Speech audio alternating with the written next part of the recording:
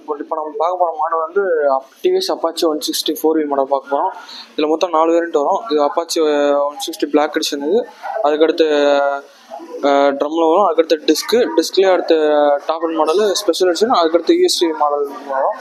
இதில் வந்து பார்த்திங்கன்னா முன்னாடி இது இப்போ நம்ம பார்க்க போகிற மாடல் வந்து அப்பாச்சி 164 பிளாக் எடிஷன் பார்க்க போகிறோம். இதில் வந்து முன்னாடி பார்த்திங்கன்னா 7 inch அலாய் வீல் வித் உங்களுக்கு 240mm 270mm ரோட்டபிள் டிஸ்க் கொடுத்துருப்பாங்க. இதில் உங்களுக்கு ஃப்ரண்ட்டு டிஸ்க்கும் ஏபிஎஸும் உங்களுக்கு வந்துடும். இதனால் உங்களுக்கு பிரேக் எஃபிஷியன்ஸியும் கொஞ்சம் குயிக்காக இருக்கும். ஏபிஎஸ் இருக்கிறதுனால உங்களுக்கு ஸ்கிட் ஆகாமல் இருக்கும். உங்களுக்கு சடனாக பிரேக் அடிக்கிறதுக்கு கம்ஃபர்டபுளாக இருக்கும். அதே மாதிரி முன்னாடி வந்து டியூப்லெஸ் டயர் கொடுத்துருப்பாங்க. டியூப்லெஸ் டயர் கொடுத்துருக்கனால உங்களுக்கு லாங்கில் எதுவும் பஞ்சர் ஆகினாலும் உங்களுக்கு டியூப்லெஸ் ஆகிருக்குன்னா ஏர் உடனே ரிலீஸ் ஆகாது. நீங்கள் நேர்வே ஸ்டேஷனாக போய்க்கலாம். முன்னாடி பார்த்தீங்கன்னா டெலஸ்கோபிக் சஸ்பென்ஷன் கொடுத்துருப்பாங்க. முன்னாடி டெலஸ்கோப் சஸ்பென்ஷன் கொடுத்துருக்கனால மேடு பழத்தை போகும்போது உங்களுக்கு சஸ்பென்ஷன் ஃப்ரீயாக இருக்கும். ஷோல்டர் பெயின் எதுவும் வராது. இது முன்னாடி பார்த்தீங்கன்னா அக்ரெசிவ் எல்இடி ஹெட்லாம்ப் கொடுத்துருப்பாங்க. இதனால் உங்களுக்கு பார்க்குறதுக்கு உங்களுக்கு லுக்காகவும் இருக்கும். அதே மாதிரி உங்களுக்கு எல்இடி ஹெட்லாம்ப் கொடுத்துருக்கனால உங்களுக்கு 30% எக்ஸ்ட்ரா பேட்டரி லைஃப் வரும். முன்னாடி பார்த்தீங்கன்னா எல்சிடி டிஸ்பிளே கொடுத்துருப்பாங்க. இதில் என்னென்ன ஆப்ஷன் வரும்னா ஓடோமீட்ரு, ட்ரிப்பி இந்த மாதிரி ஆப்ஷன் வரும். மேலே உங்களுக்கு டாக்கோமீட்ரு கொடுத்துருப்பாங்க. நீங்கள் அது எவ்வளோ ஆர்பிஎம் போகிறீங்க அப்படின்னு உங்களுக்கு காட்டிடும். இதில் உங்களுக்கு 3 மோடு வரும். 3 மோடு பார்த்தீங்கன்னா என்னென்ன வரும்னா அர்பனு, ரெயின், ஸ்போர்ட்டு. இதில் வந்து 2 டைப்ஸ் வந்து உங்களுக்கு இன்ஜின் பர்பஸ் இருக்கும். ஒரு டைப் வந்து பிரேக் எஃபிஷியன்சி அந்த மாதிரி உங்களுக்கு கொடுத்துருப்பாங்க.